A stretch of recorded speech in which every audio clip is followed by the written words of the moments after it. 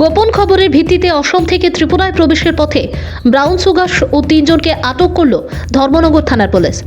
গতকাল অর্থাৎ বৃহস্পতিবার রাতে গোপন খবরের ভিত্তিতে অসম থেকে ত্রিপুরায় প্রবেশের পথে ধর্মনগরস্থিত কামেশ্বর এলাকা থেকে একটি AS06B 2143 নম্বরের একটি গাড়ি সহ 3 জনকে আটক করে ধর্মনগর থানার পুলিশ।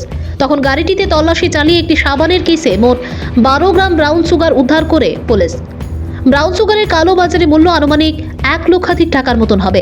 ধৃতরা হচ্ছে শাহাব উদ্দিন, সোমন উদ্দিন, রাইজল উদ্দিন।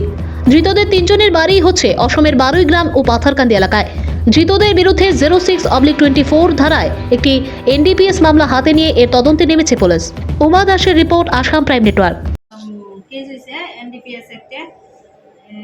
গতকালকে রাত্রে আমার কাছে একটা ইনফরমেশন আয়ে যে আসামের দিক থেকে একটা গাড়ি আইতেছে সাসপেক্টেড, যার নাম্বার হলো AS06B 2143।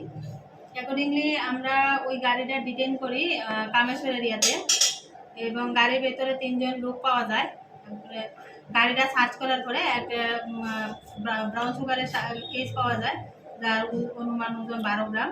তারপরে একটা NDPS একটা কেস হয়েছে, কেস নাম্বার 05/24, সরি 06/24 ধরছি। 3 জন অ্যারেস্ট হয়েছে। ওদের নাম বলবেন? নাম একজন হলো শাহিব উদ্দিন, বয়স 19 বছর। দ্বিতীয়জন সুমন উদ্দিন, বয়স 22। তৃতীয়জন